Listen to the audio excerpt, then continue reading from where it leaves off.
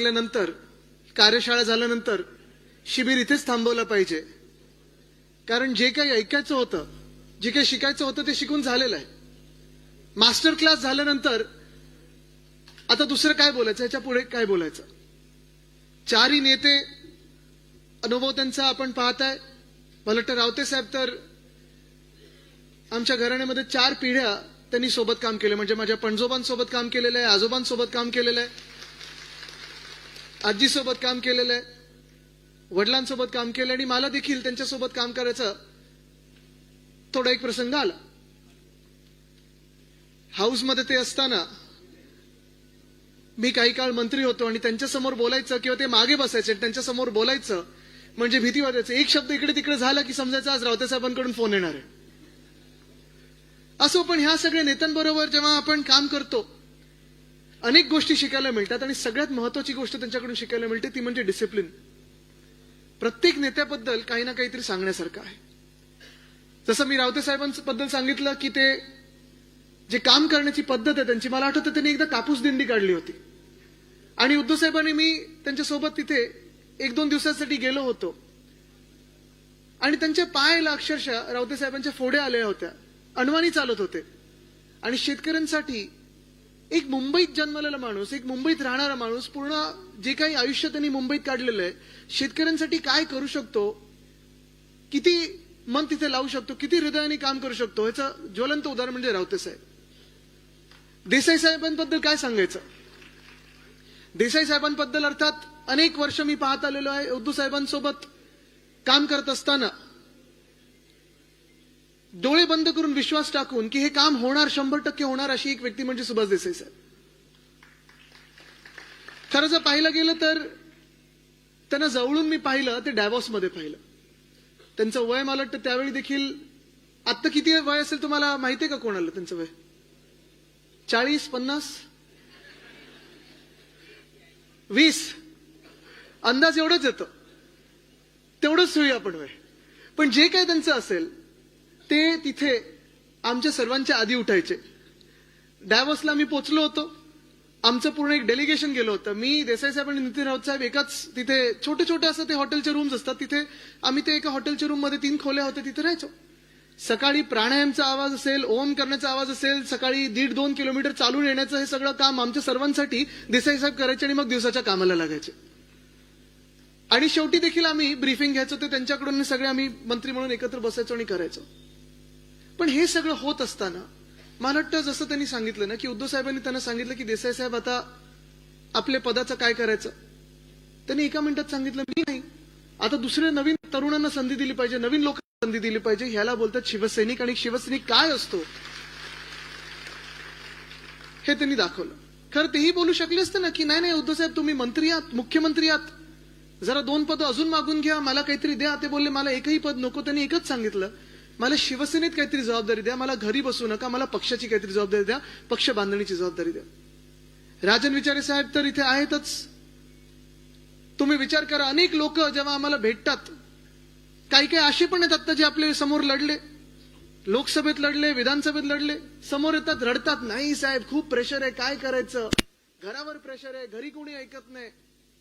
तुम्ही विचार करा, असं जर प्रेशर बाहेरच्यांवर असेल तर विचारे साहेबांवर किती असेल, किती सतवण्याचा प्रयत्न केला असेल, तरी देखील हरले नाहीत, रडले नाहीत, लढत राहतात. त्यांचं नाव राजन विचारे. विचार करा किती लढत असते.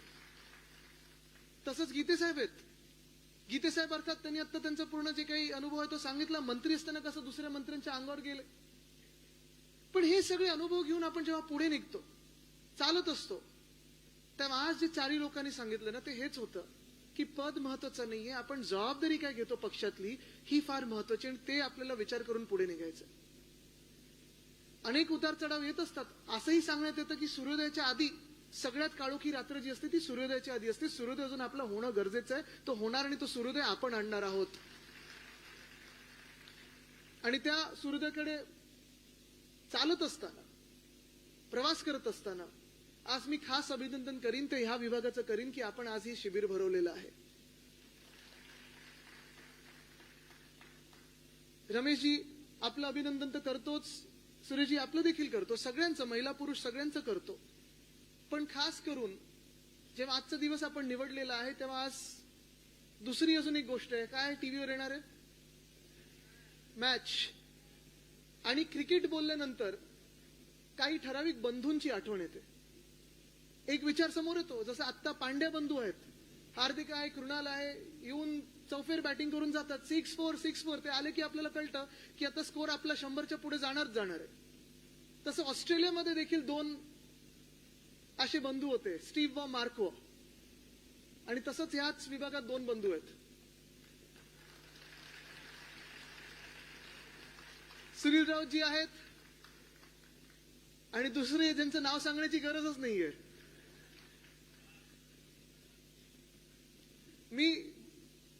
मला वाटतं 2 आठवड्यापूर्वी दिल्लीत होतो आणि दिल्लीत गेल्यानंतर संजय काका बरोबर फिरताना खूप मजा येते. मी घरी येऊन आई बाबांना पण तेच सांगितलं की प्रधानमंत्र्यांबरोबर कदाचित जेवढी फिरायला मजा नाही येणार तेवढी संजय काका बरोबर फिरायला मजा येते. कारण एका माणसाच्या हातात कुठचंही शासकीय पद नसताना, एका माणसाच्या हातात मंत्रीपद नसताना जी काही वट संजय काकांनी दिल्लीत बनवलेली आहे ना, ती बघण्यासारखी असते. तुम्ही आवर्जून दिल्लीत जा आणि त्यांच्याबरोबर फिरा. प्रत्येक माणूस सगळीकडे. त्या दिवशी कोण आपल्या एअरपोर्टला गुरुजी असं करून तुम्हाला हे केलं. आणि नुसतं महाराष्ट्रातली लोक नाही तर देशभरातून लोक बघत असतात. त्यांचा आवाज देशात सगळीकडे जात असतो आणि ते इथे बसलेत म्हणून मी त्यांचं कौतुक करत नाही. घरी पण हेच सांगत असतो की तिथे प्रत्येक जण, तो भाजपचा जरी खासदार असेल ना, डोळा मारतो आणि सांगतो संजय काकाला, नहीं संजय जी ठीक चल रहा आपका, ऐसे ही लगे रहो. प्रेसवाले असं आपण वाटतं आपल्याला कोणीतरी, अरे हा गोदी मीडियातला आहे, तो पण येऊन हळूच असा हात दाबतो, संजय जी ठीक चल रहा है, ऐसे ही चलाते रहो. ही शिवसेना उद्धव बाळासाहेब ठाकरे पक्षाची वट आहे. आज जे काही मला बोलण्याची संधी दिलेली आहे, मुंबईचे हाल, मुंबईची झालेली अवस्था, मुंबई जिंकण्याची गरज, हे सांगण्याची गरज नाही. मला वाटतं आपण सगळे भोगत आहोत, पाहत आहोत. मुंबईकर म्हणून आपल्याला सगळ्यांना आजूबाजूला दिसतंय. मागच्या वर्षी काही महत्वाच्या निवडणुका झाल्या. लोकसभेची निवडणूक झाली आणि लोकसभेची निवडणूक आपण जिंकलो. होय, आपण जिंकलोच. कारण तुम्ही विचार करा, जे सत्ताधारी आपल्याला सांगत होते की आम्ही आता 300 पार की आता 400 पार करणार आहोत, 2014 मध्ये आपण त्यांच्या सोबत होतो आणि सोबत आल्यानंतर ते 282चा आकडा गाठला. जवळपास 20-25 वर्षानंतर आपल्या देशात एक हाती सत्ता कोणाच्या हातात आली असेल ती भाजपच्या हातात आली. याचं कारण एक होतं, कारण त्यांचे मित्र पक्ष त्यांच्या सोबत होते आणि त्यांनी ह्या देशाला एक स्वप्न दाखवलं होतं की अच्छे दिन आने वाले है. 2019ला आपण ठरवलं होतं खरं की आपण आता विरोधी पक्ष म्हणून लढणार, आपण वेगळे लढणार. तरी देखील मातोश्री बंगल्यावर आले, तुमचं आमचं दैवत माझे आजोबा वंदनीय हिंदू सम्राट बाळासाहेब ठाकरेंच्या खोलीत आले, शब्द दिला आणि त्या शब्दापोटी आपण लढलो होतो, त्यांच्या सोबत लढलो होतो. निवडणुकीनंतर त्यांनी शब्द तो मोडला, खोटं बोलायचं ते बोलले, सवयीप्रमाणे वागले. पण 2019ला देखील जे साधारण त्यांचे अंतर्गत आकडे होते की 180 पर्यंत पोहोचतात का, 190 पर्यंत पोहोचतात का, शिवसेना त्यांच्या सोबत राहिली आणि ते पूर्ण चित्र देशभरातलं बदललं आणि ते 303 पर्यंत पोहोचले होते. आणि यावेळी देखील त्यांची जी सत्तेची माज होती, जो माज दिसत होता आपल्याला, मस्ती होती, आपल्याला सांगत होते तुम्ही काही करा, आम्ही 400 पार जाणारच. ही लढाई जी होती ती फार महत्वाची होती, कारण ती संविधान बदलायचं होतं. त्यांना भाजपचं जे संविधान आहे ते आपल्या देशावर लादायचं होतं. ही लढाई होती आणि आपण इंडिया आघाडी म्हणून ती लढाई जिंकलो. कारण ज्यांना वाटत होतं की त्यांचं बहुमताचं सरकार येणार, त्यांचं एक हाती सरकार काय, त्यांचं 400 पार करेल सरकार, त्यांना आपण 240 वर अडवलं. हे आपलं यश आहे आणि महाराष्ट्रात जिंकलोच लोकसभेची निवडणूक. पण देशभरात देखील असं मानतात की 70 सीटमध्ये त्यांनी घोटाळा केला, नाही तर त्यांचं सरकार तर बनतच नव्हतं. त्यानंतर लगेचच आपल्याला आठवत असेल 2 विधान परिषदा आल्या, बॅलेट पेपरवर झाल्या, मुंबईतल्या होत्या आणि काय निकाल आले? 2च्या 2 आपण जिंकलो. शिवसेना उद्धव बाळासाहेब ठाकरे पक्ष म्हणून जिंकलो. दिल्लीत त्यांचं सरकार बसलं होतं, महाराष्ट्रात त्यांचं खोके सरकार तर होतच. खोके धोके पैसे सगळं काही उडवलं त्यांनी.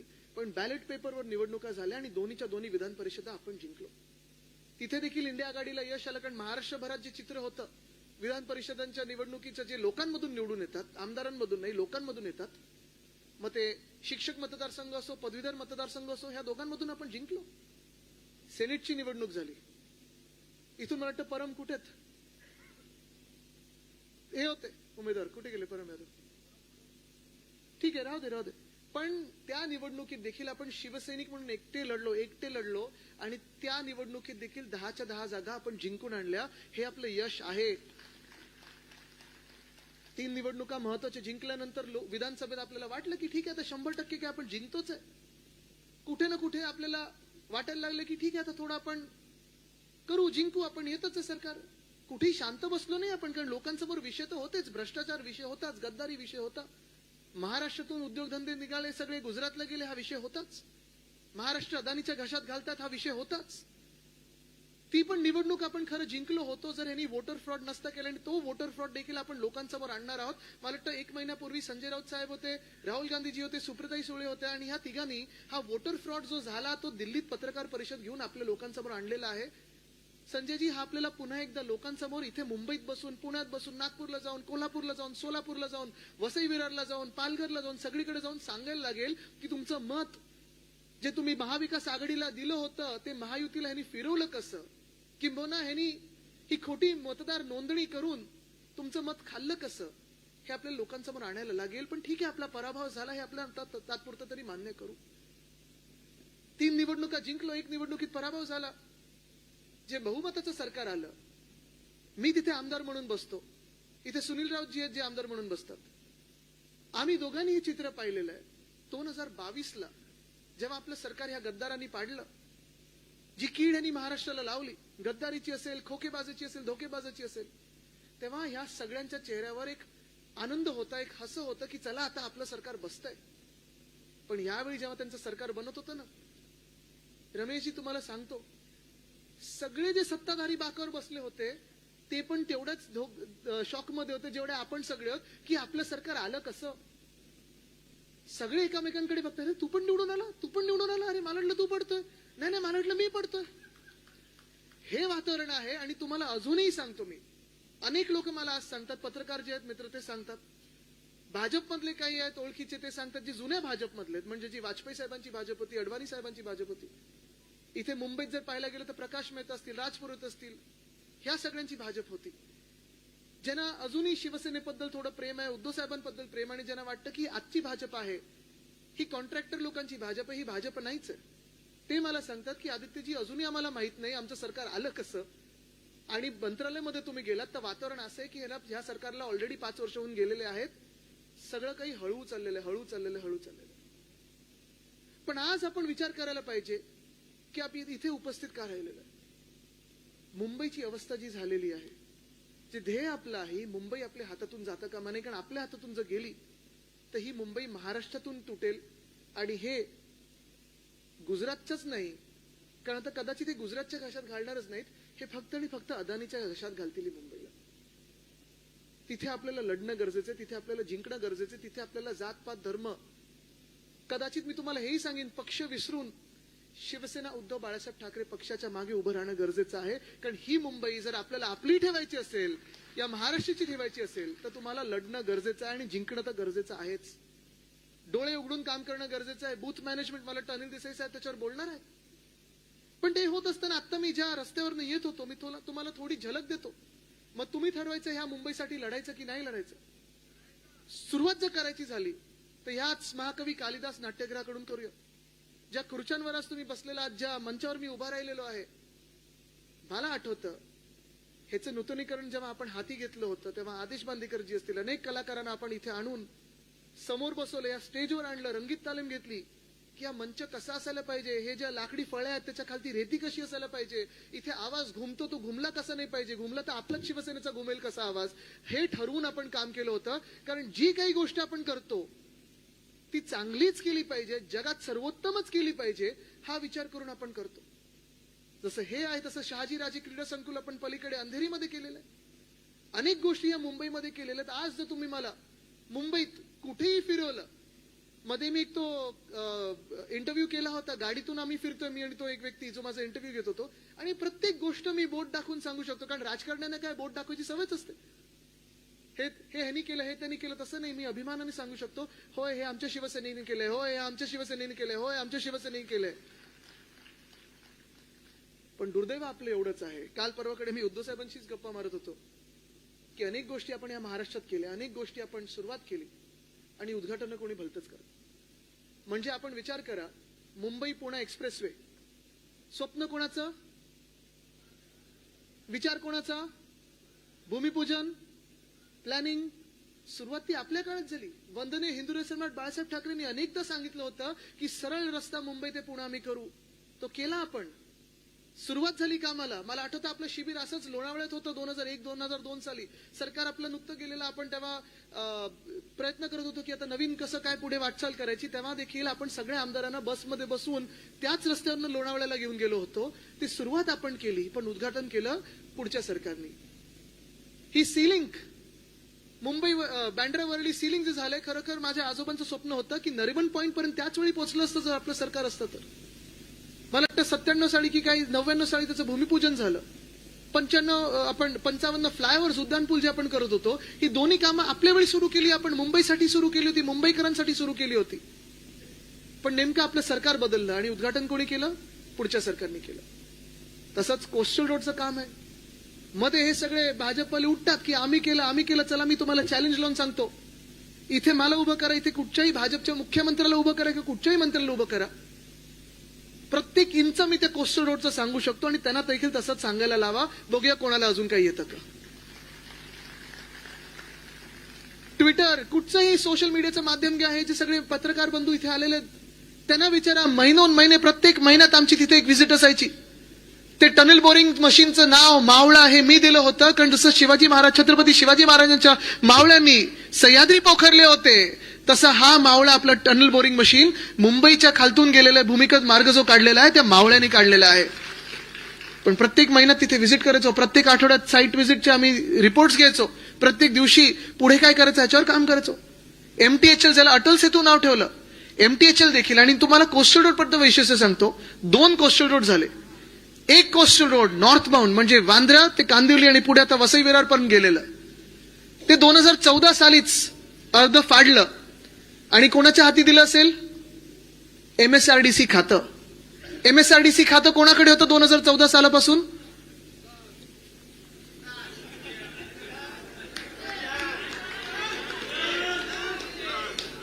किती वर्ष झालेत आता? 11 वर्ष झाली. आत्ता पिलर लागायला लागले, 2दा कॉन्ट्रॅक्टर बदललेत, एस्केलेशन झालं, पैसे कमवले, पण एक सुद्धा गर्डर अजून लागलेला नाही. हे त्यांचं काम.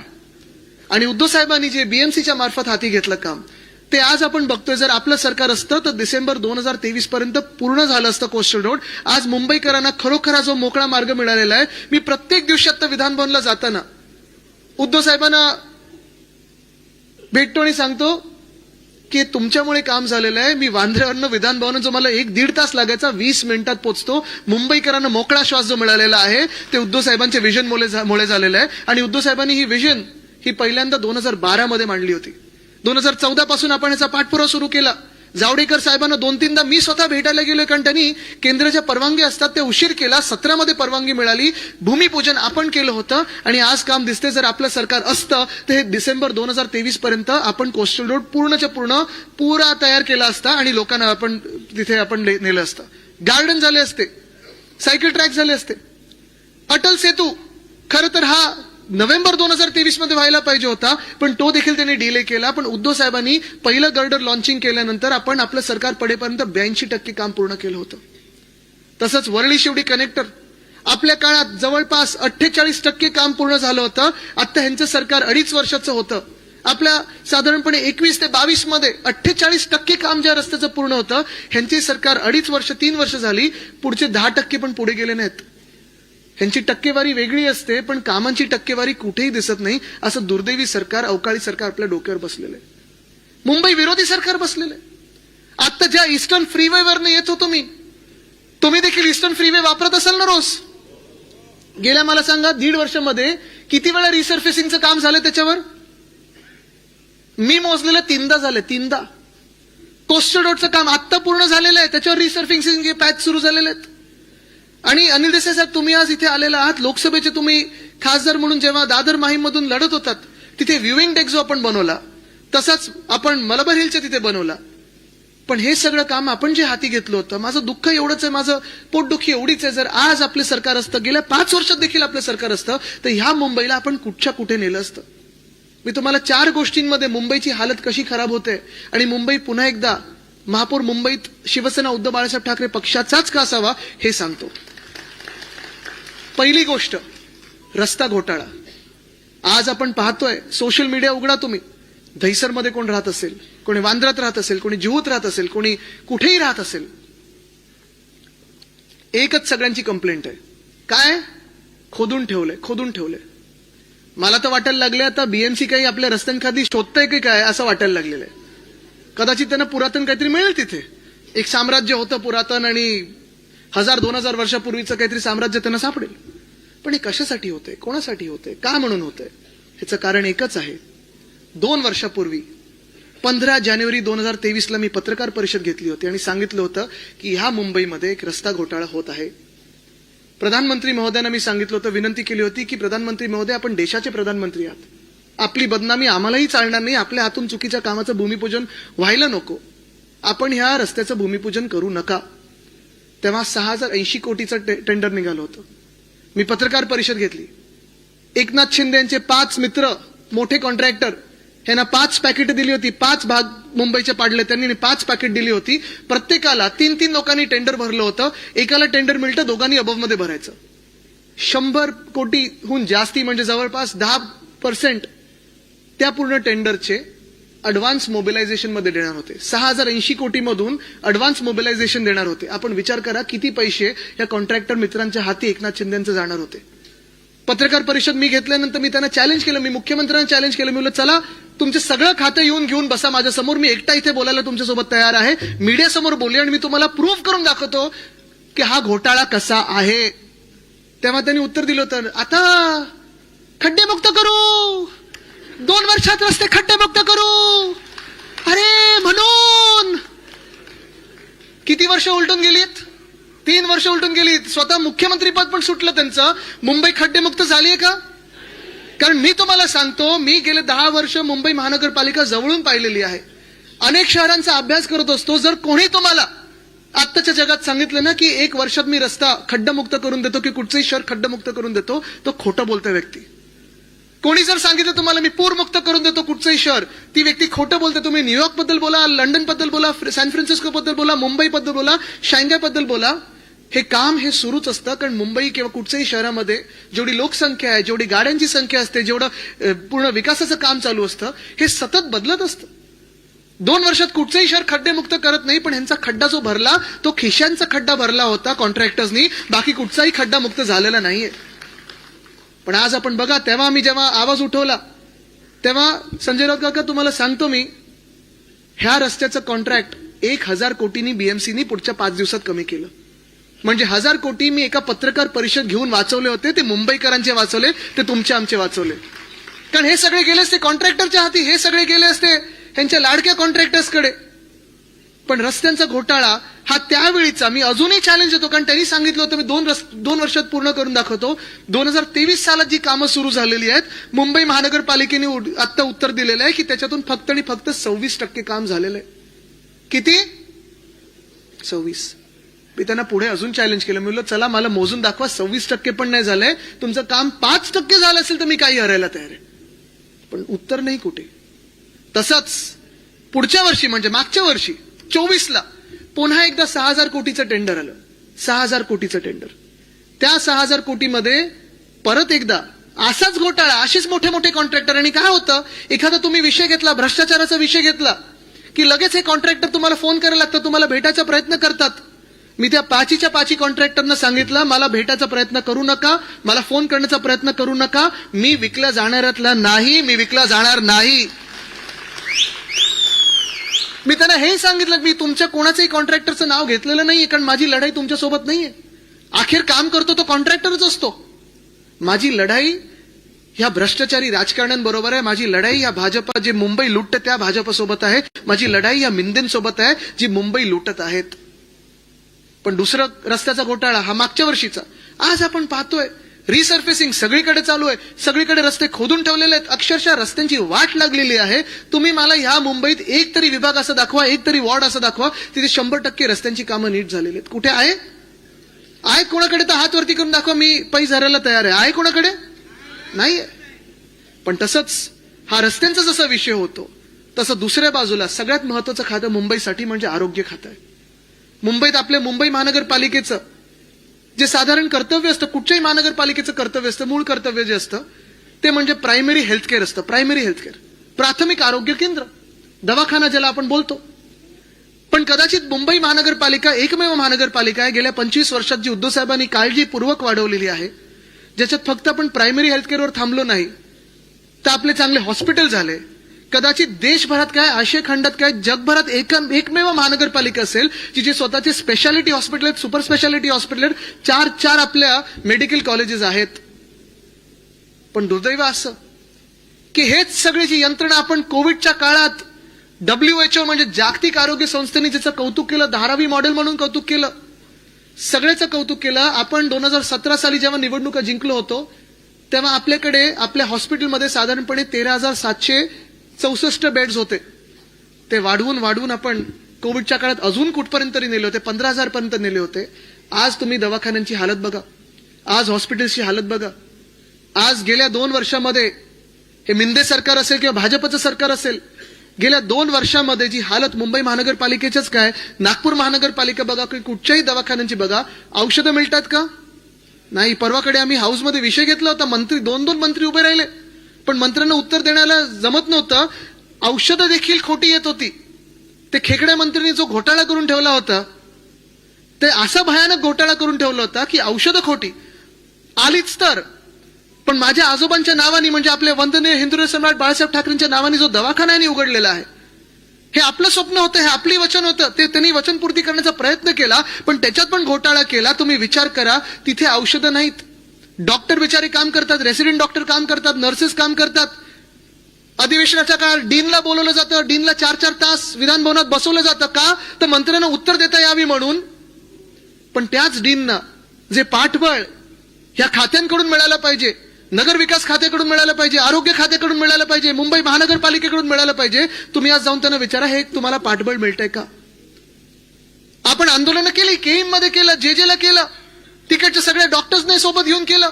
कारण एखादा पेशंट तुमच्या समोर आल्यानंतर जर औषधच नसतील तर तुम्ही त्यांना देणार तरी काय? पण तिथे आज तुम्ही गेलात तर एक्सरे फिल्म नाहीये, MRI स्कॅनसाठी एक महिना वेटिंगवर आहे, तुम्हाला IV फ्लुइड्स मिळत नाहीयेत. डॉक्टर आणि डीनना सांगितलं जाते की CSR मधून तुम्ही खरेदी करा, आमच्याकडे देण्यासाठी पैसे नाहीयेत. पण जे CPD सेंट्रल पर्चेस डिपार्टमेंट ज्या इथे नगरसेवक म्हणून ज्यांनी काम केलंय, तुम्हाला सांगतो मी, तुम्हाला हे माहितीच असेल, ज्या CPD सेंट्रल पर्चेस डिपार्टमेंट ज्यांनी खरोखर औषधं घ्यायला पाहिजेत, विकत घ्यायला पाहिजे, ज्यांचं कामच मुळात हे आहे की आपले सगळे दवाखाने असतील, आपले सगळे आरोग्य केंद्र असतील, आपले सगळे हॉस्पिटल्स असतील, इथे औषधाचा पाठपुरावा करून तिथे सगळा पुरावा करणं गरजेचं आहे, ते न करता, पुरवठा करणं गरजेचं आहे, ते न करता ह्या सेंट्रल पर्चेस डिपार्टमेंटला कशात लावलंय तर स्ट्रीट फर्निचरच्या घोटाळ्यात लावलंय. मिंदेंनी हे पूर्ण खातं जे आहे, ज्यांनी औषधाचा पुरवठा केला पाहिजे, विकत घेऊन पुरवठा या सगळ्या हॉस्पिटलनं केलं पाहिजे, तेच खातं वापरलं तर स्ट्रीट फर्निचरसाठी. जो घोटाळा मी केस टाकली आहे लोकायुक्तमध्ये आहे, तिथे लढत आहे, मी एकटा लढत आहे, कारण माझ्या मुंबईचा पैसा मी वाया जाऊ देणार नाही. पण स्ट्रीट फर्निचरचा घोटाळा, असा भयानक घोटाळा, 10,000 कुंड्या विकत घेतात झाडांच्या, पण झाडं कुठची लावणार त्याच्यात त्यांना माहितीच नाहीये. 30,000 बेंच घेणार आहेत, लावणार कुठे कोणालाच माहिती नाहीये. तसाच सॅनिटरी पॅड वेंडिंग मशीनचा घोटाळा, की वेंडिंग मशीन घेणार पण सॅनिटरी पॅड त्याच्यात कुठचे लागणार हे आम्हाला माहितीच नाहीये. एवढं निर्लज्जपणे हा सगळा कारभार चाललेला आहे. आरोग्य खातं आपण पाहतोय भयानकपणे कोसळलेलं आहे. आणि आजच मी पाहतोय ना, सगळ्या मुंबईमध्ये तुम्ही पाहा ना, प्रत्येकाला आज सर्दी खोकला ताप आहे ना, पोट बिघडलेलं आहे, कोणातरी सर्दी झालेली आहे, अलर्जीनी, धूळ कुठेतरी आहे, वातावरण बघा तुम्ही, हवामान बघा, उत्तर द्यायला आज मुंबईमध्ये कोणी आहे का? कोणी नाहीये.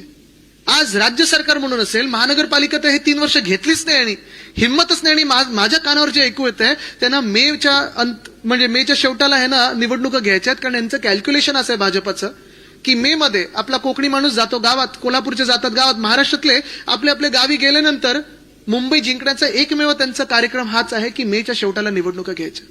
तयार आहात का लढायला की गावी जाणार?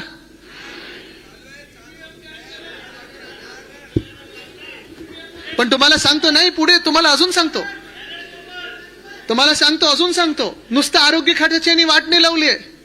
इथे किती लोकांनी, आता तिसरं म्हणजे आपण मुंबईला आर्थिक कणा म्हणतोय, देशाची आर्थिक राजधानी म्हणतो ना आपण.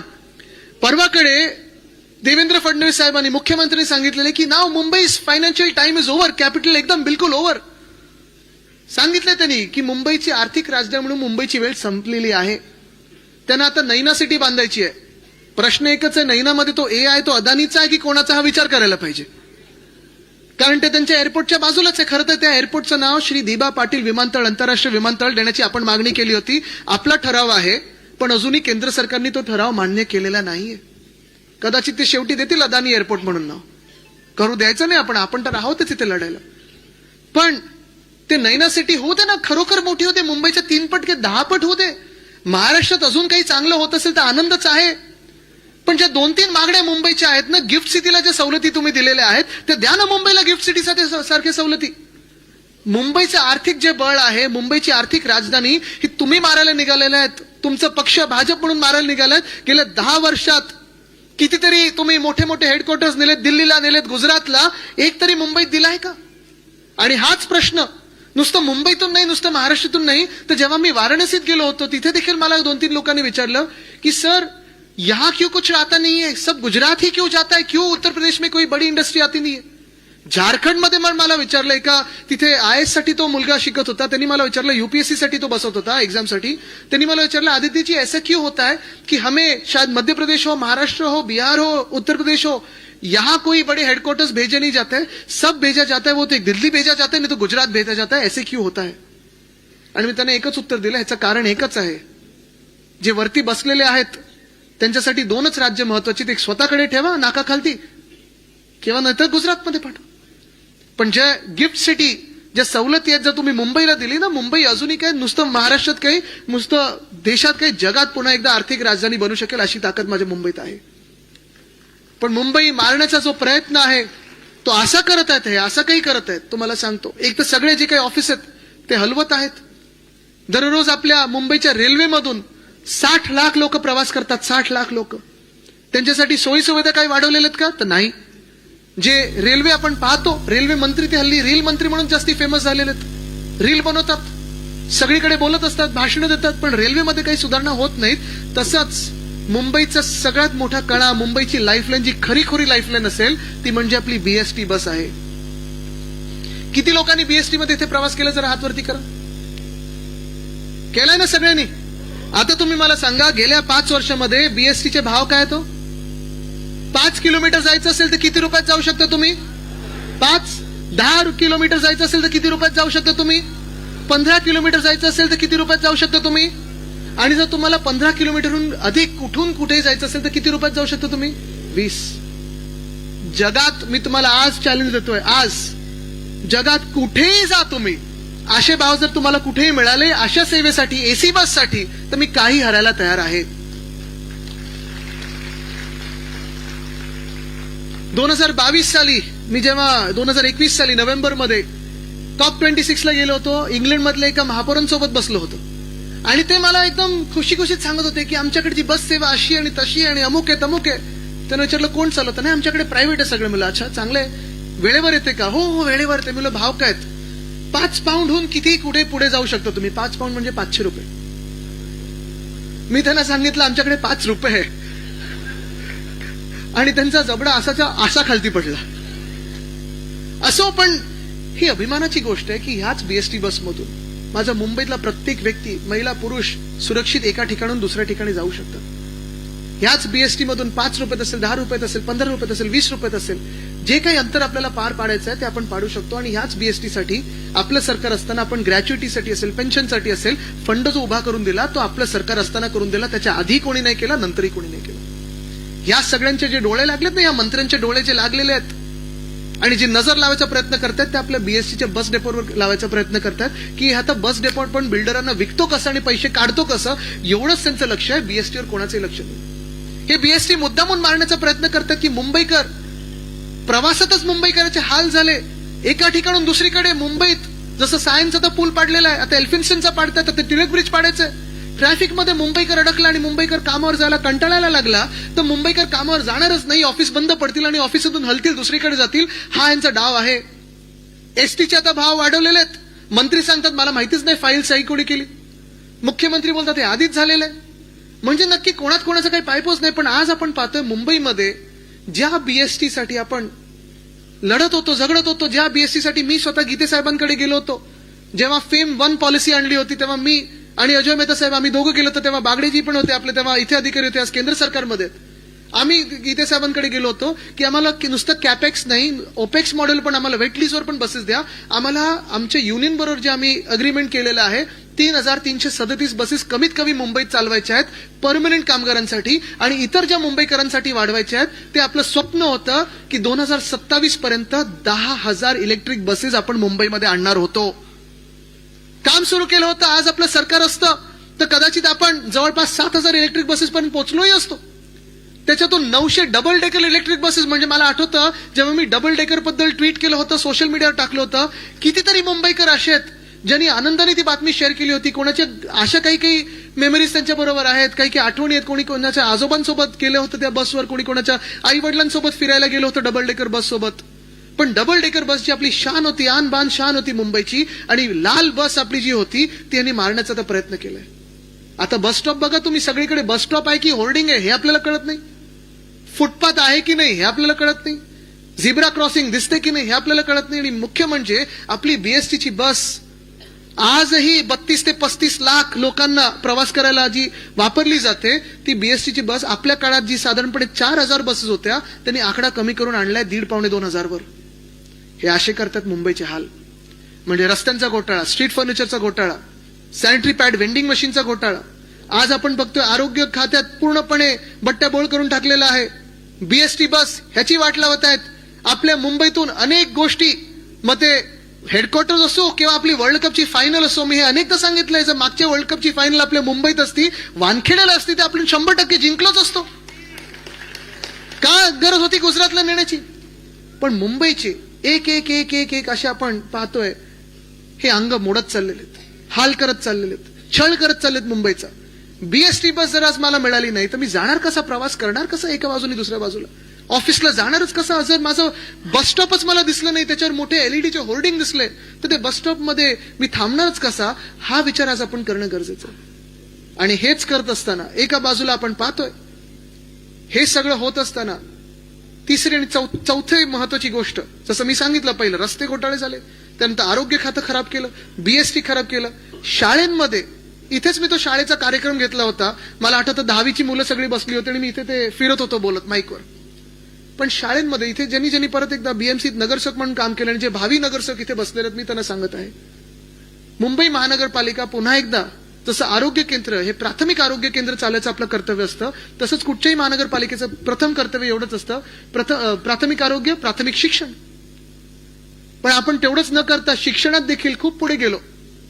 2011 साली उद्धव साहेबांनी व्हर्च्युअल क्लासरूम हे पहिलं आपल्या मुंबई महानगरपालिकेत आणलं. आज जगात चर्चा होते ती आर्टिफिशियल इंटेलिजन्सची होते, डिजिटायझेशनची होते. त्याची सुरुवात आपण 2011 साली आपले 90 क्लासरूम आणि पुढे जात असताना 600 क्लासरूम जोडून आपण उद्धव साहेबांनी ते करून दिलं. त्याला बोलतात विजन, त्याला बोलतात काम. करून दाखवलं म्हणून आपण लिहिलं होतं सगळीकडे. पण ते आज आपण पाहतोय पुढे नेत असताना टॅब्स दिले आपण प्रत्येक विद्यार्थ्याला, मुलगा असेल मुलगी असेल. आपल्या मुंबई महानगरपालिकेच्या 1234 शाळांमध्ये इंग्लिशमध्ये शिकवलं जातं, मराठीमध्ये शिकवलं जातं, सेमी इंग्लिशमध्ये शिकवलं जातं, गुजरातीमध्ये शिकवलं जातं, हिंदीत शिकवलं जातं, उर्दूत शिकवलं जातं, तमिळ, तेलुगू, कन्नड ह्या सगळ्या 9 भाषांमध्ये शिकवलं जातं. 10वी भाषा जी आपण आणली होती ते तंत्रज्ञान म्हणजे टेक्नॉलॉजी, ही 10वी भाषा जगातली जी सर्वात महत्वाची आहे ती आपण आणली होती. माझे आजोबा वंदनीय हिंदू सम्राट बाळासाहेब ठाकरे मला नेहमी सांगायचे की आदित्य शिकत राहा. जगात कुठेही मी गेलो तर त्यांच्यासाठी एक डिक्शनरी आणायचो आणि ते देखील जे काही त्यांना इंग्लिशमध्ये शब्द त्यांना वाटायचे की अरे ह्याचा वापर कसा करायचा, याचा उच्चार कसा करायचा, याचा अर्थ काय, ते मार्किंग करून ठेवायचे. आणि मला शाळेतून आल्यानंतर विचारायचे की आदित्य ह्याचा अर्थ जरा काढूया आपण, चल डिक्शनरी किंवा थिसॉरस मधून. त्यांनी मला फ्रेंच शिकायला थोडं प्रोत्साहित केलं होतं. सगळीकडे त्यांनी मला एवढंच सांगितलं होतं, आदित्य जगात सगळ्या भाषा तू शिकायलाच पाहिजे, मातृभाषा ही आलीच पाहिजे, पण जगात वेगळ्या वेगळ्या ज्या भाषा शिकू शकलात तर तुला कोणी थांबू शकत नाही. आणि माझा प्रयत्न हाच होता की आपल्या शाळांमध्ये जेवढं काही इतर गोष्टी आपण शिकू शकू, मग ते खेळांमध्ये असेल, क्रिकेट असेल, फुटबॉल असेल, कबड्डी असेल, हॉकी असेल, मग ते आपण पाहतो सुनीता विल्यम्स असतील किंवा त्यावेळीच्या कल्पना चावला असतील, चंद्रापर्यंत पोहोचणं असेल, मार्सपर्यंत पोहोचणं असेल, हे अमेरिकेतल्याच मुलांनी का स्वप्न पाहावं. त्याचे क्लासेस आपण मुंबईत पण सुरू केले ते, मुंबई महानगरपालिकेच्या शाळेत पण सुरू केलं ते. ऍस्ट्रॉनॉमी म्हणजे नुसतं अवकाश रात्री बघायचं नाही, आज तर आपले तारे दिसतच नाहीत रात्री, प्रदूषण एवढं झालेलं आहे. पण ह्या सगळ्या गोष्टी आपण सुरू केल्या. त्या वाघोबा क्लब सुरू केलं होतं. मुंबई महानगरपालिकेच्या शाळेत आपण सीबीएसई आणलं. परत एकदा मी सांगतो, सीबीएसई, आयसीएसई, आयबी, आयजीएसई आणणारा आपण एकमेव बोर्ड होतो या देशभरामध्ये, आणि पहिलं बोर्ड होतो. दिल्लीचं कौतुक होतंच आणि झालंच पाहिजे, पण आपण ते महानगरपालिका म्हणून आणलं. आज त्या शाळांना फंडिंग कमी मिळतंय, टीचर्सची भरती थांबलेली आहे, टीचर्सचं ट्रेनिंग प्रोग्राम थांबलेलं आहे. हे चित्र मुंबईचं हे भयानक होत चाललेलं आहे. राहणं कठीण झालंय मुंबईमध्ये. आपण पाहतोय, मी तुम्हाला एक शेवटचा आणि सगळ्यात महत्वाचा जो निर्धार करायचा मुद्दा आहे तो सांगणार आहे. मग नुसतं निर्धार करायचं की धारदार होऊन आता तुटून पडायचा, हा विचार तुम्ही करायचा आहे. शेवटचा मुद्दा, धारावी. किती लोकांनी ऐकलंय? सगळ्यांनी ऐकलंय ना? आता तुम्हाला सांगतो याचं गुपित काय.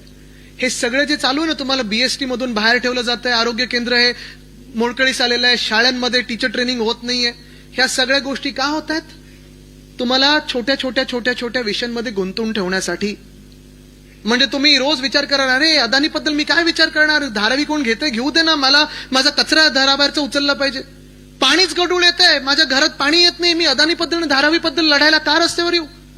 अरे 100 वर्षापूर्वी, 500 वर्षापूर्वी कोण बरोबर होतं, कोण बरोबर नव्हतं, गांधी बरोबर होते की स्वातंत्र्यवीर सावरकर बरोबर ते, ह्याच्यात आपल्याला लढत ठेवतायत, भूतकाळात आपल्याला लढत ठेवतात एवढ्यासाठी की आपलं भविष्य असेल, आपलं आत्ताचं जे जीवन आहे आणि आत्ता जे आपले मुंबई लुटतात ना, त्याच्यावर आपलं लक्ष जाऊ नये म्हणून ह्याच्यात तुम्हाला गुंतून ठेवलेलं आहे. हा विचार तुम्ही केला पाहिजे.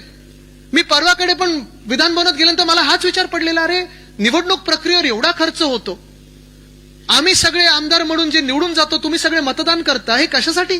एकामेकांवर तिथे जाऊन ओरडण्यासाठी, भांडण्यासाठी, की कोण 500 वर्षापूर्वी, 1000 वर्षापूर्वी, 50,000 वर्षापूर्वी योग्य होतं, कोण नव्हतं? किती इतिहासावर आपण लढत बसणार? मी इतिहासाचा विद्यार्थी आहे, पण किती वर्ष आपण त्याच्यातच राहणार? कोणी आजच्या बद्दल आणि उद्याबद्दल कोणी आपल्यासाठी लढणार आहे की नाही, आपल्यासाठी आवाज उठवणार आहे की नाही? एका बाजूला आपल्याला भूतकाळात लढवतात, एका बाजूला आपल्या इतिहासात रमवतात, आणि दुसऱ्या बाजूला आपली मुंबईची लुटतायत ना, ती ह्या माध्यमातून लुटतात की आज जो धारावीतला घोटाळा होतो तो कदाचित जगाच्या पाठीवर सर्वात मोठा होणारा घोटाळा आहे. धारावीची जमीन ही आमच्या शेजारची जमीन आहे. कदाचित तुम्ही पण येता जाताना पाहत असाल, मातोश्रीवर येताना धारावीतूनच यायला लागतं. धारावी जमीन ही साधारणपणे 300 एकर आहे. 300 एकर. धारावीचा पुनर्विकास व्हायलाच पाहिजे, ह्याचे मत आपलं पण आहे. आपल्या सरकारमध्ये पण कदाचित हे टेंडर निघालं असतं. पण धारावीच्या पुनर्विकासासाठी 300 एकर आणि त्याच्या बाजूचे 240 एकर असे साधारणपणे 540 एकरचा भूखंड हा अदानीला दिला गेलाय. टेंडरच्या माध्यमातून दिला. काही कदाचित चुकीचं असेल नसेल ही एक वेगळी गोष्ट झाली. पुनर्विकासासाठी कदाचित आपलं सरकार पण असतं, त्यावेळी कदाचित अदानी जिंकू शकले असते, कोणी जिंकू शकले असते. पण ह्याच्या पुढचं जे आहे ना, हे भीतीदायक आहे. हे तुम्ही लक्षात घ्या आणि मग ठरवा, निर्धारच करून बसायचे की धारदार होऊन रस्त्यावर उतरायचं.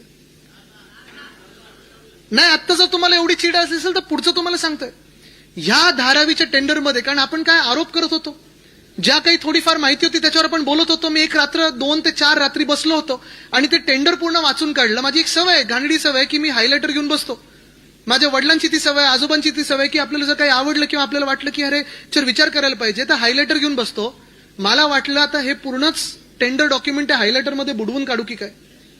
कारण अदानीला जी जागा मिळालेली आहे ती 540 एकर मिळाली. रेल्वेची जागा मिळाली आहे, तीही लीजवर मिळालेली आहे. खरं तर तुम्ही पूर्णच्या पूर्ण 300 एकरचा पुनर्विकास तिकडेच करू शकता. पण ह्या टेंडरमध्ये अशा काही भयानक गोष्टी आहेत की हे 540 एकर फुकटात तर मिळालंच आहेत अदानीला. सगळा काही विकास तिथे होऊ शकतो, पण तिथे करायचं नाही तर ना, तिथे ती जागा सोडून मुंबईत अधिकचे 540 एकर अधिकचे 540 एकर मुंबईभरात त्यांना आत्ता तरी दिलेले आहेत. म्हणजे धारावी गिळलं, धारावीतली रेल्वेची जमीन गिळली, त्याच्या बाहेर कुर्ल्यातली मदर डेअरीची जमीन गिळली, मुलुंडची जमीन गिळली, कांजूरमार्गची जमीन गिळली, परत अजून कुठेतरी पश्चिम उपनगरात त्यांना जमिनी पाहिजेत.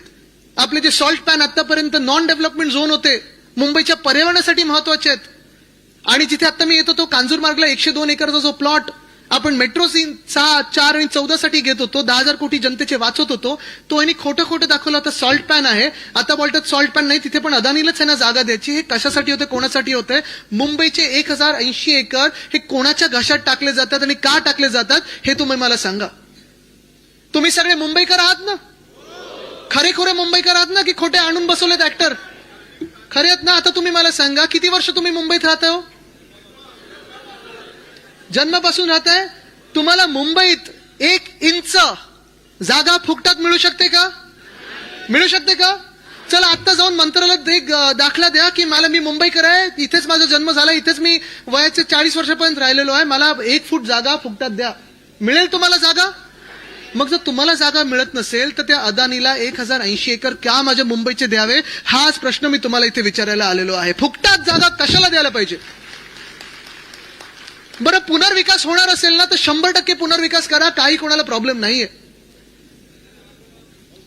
पण पुनर्विकास होत असताना त्याच धारावीमधून जे वर्षानुवर्ष तिथे मेहनत करत आलेत, बरं धारावी काही फक्त धारावी आणि झोपडपट्टी नाहीये, त्या 300 एकर धारावीमध्ये झोपडपट्टी आहेच, तिथे आपला कोळीवाडा आहे, तो देखील स्थलांतरित करणार आहेत.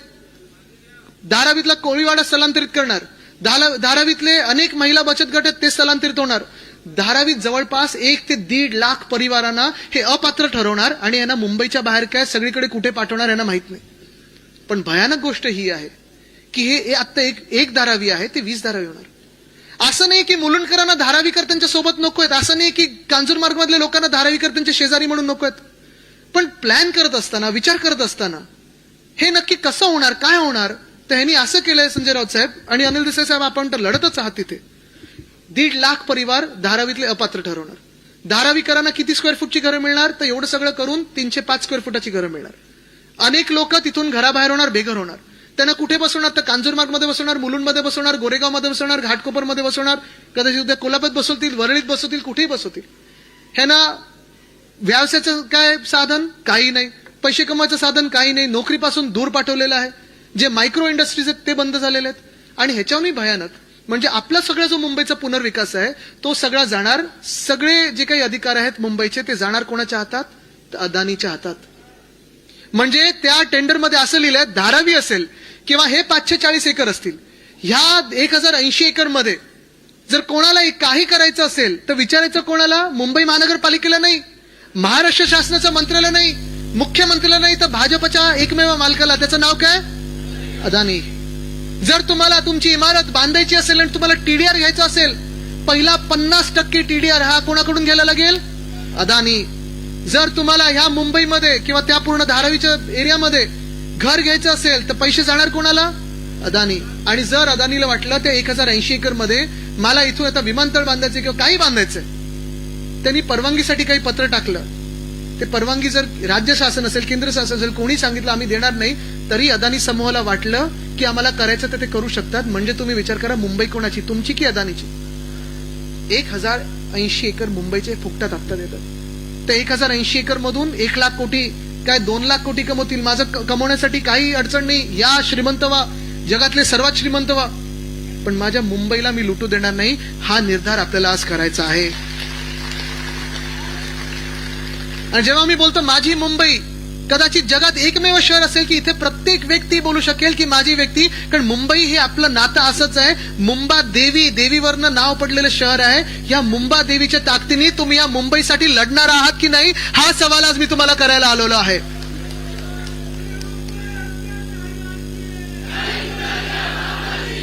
आज मुंबईची गरज आहे ती आपण सर्वांनी रस्त्यावर उतरण्याची, आज मुंबईची गरज आहे ती मतदान केंद्रावर उतरण्याची, आज मुंबईची गरज आहे जातपात धर्म राजकीय भेदभाव सोडून मुंबईसाठी लढण्याची. त्या मुंबईसाठी, आपल्या मुंबईसाठी तुम्ही लढायला तयार आहात का, हा प्रश्न मी तुम्हाला विचारायला आलोय. कारण अनेक शिबिरं होऊ शकतात, शिबिरांमधून खूप काही शिकण्यासारखं असतं, पण या शिबिरामधून आपण का लढतोय, हा काच सवाल, काच उत्तर हे फार महत्वाचं. आणि काचं उत्तर एकच आहे, मुंबई मुंबई मुंबई. या मुंबईच्या श्वासासाठी, या मुंबईच्या सन्मानासाठी, या मुंबईच्या आत्म्यासाठी तुम्ही लढणार आहात का? अनेक आमिष दिली जातील, कदाचित निवडणुका आत्ता होतील, निवडणुका नंतर होतील, पैसे दिले जातील, तुम्हाला विकले जाणार की मुंबईसाठी लढणार? तुम्हाला पद दिली जातील, तुम्हाला नगरसेवक पदाची तिकीट ऑफर होतील, काय करणार? मुंबई त्यांच्या अदानीच्या घशात घालणार की तुमच्याकडे ठेवणार? कधी आपण मंत्री बनू शकतो, कधी तुम्ही नगरसेवक बनू शकता, पण जर अदानीच्या हातात ही मुंबई गेली तर तुमचं स्वप्न हे चिरडलं जाईल, मुंबईकरांचं स्वप्न चिरडलं जाईल. आमची पिढी तुम्हाला विचारेल, कारण आम्ही तर लढतच आहोत. मी एकटा लढलो तरी चालेल, पाठीवर वार काय रक्त बंबाळून लढीन, पण माझ्या मुंबईसाठी लढणार म्हणजे लढणारच. ही तयारी जर तुमची असेल तर ह्या मेळाव्याला यश आलं असं मी समजेन. तयार आहात लढायला? उद्धव साहेबांसाठी लढायला तयार आहात का? मुंबईसाठी लढायला तयार आहात का? आज जिथेही मी जातोय, एक नाव जे मुंबईकरांच्या चेहऱ्यावर असतं, एक त्यांच्या ओठात असतं, ते म्हणजे उद्धव बाळासाहेब ठाकरे. ज्यांना ज्यांना मुंबईवर प्रेम आहे त्यांना उद्धव साहेबांवर प्रेम आहे, आणि हे प्रेम आपण कायम ठेवणं गरजेचं आहे. हे नातं जे आहे ते प्रेमाचं नातं आहे, पण हे नातं हे ज्वलंत एका धगधगत्या शिवसैनिकाचं. आणि ती शिवसेना बालेकिल्ला मुंबई जिथे आहे, हा निर्धार मेळावा आपला आहे, शिबिर आहे. पण असंच शिबिर आपल्याला सत्ताधारी नगरसेवकांचं घ्यायचं असेल तर ह्या मुंबईला वाचवण्यासाठी घ्यायचं असेल. तयार आहात? तयार आहात? तयार आहात? जय हिंद, जय महाराष्ट्र, वंदे मातरम, जय मुंबई.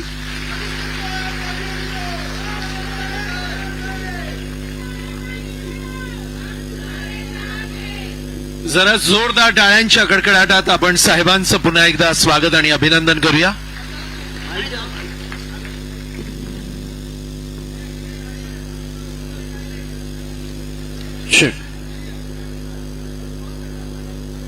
आदरणीय आदित्य साहेब यांनी इतकं सुंदर मार्गदर्शन या ठिकाणी केलंय. जरा जोरदार टाळ्या. आणि मुंबई पुन्हा एकदा आपण आपल्याच ताब्यात ठेवणार आहोत हा शब्द देऊन मी साहेबांना विनंती करतो की आपण आसनस्थ व्हावं, कारण आता याच्या पुढचा जो महत्वाचा विषय आहे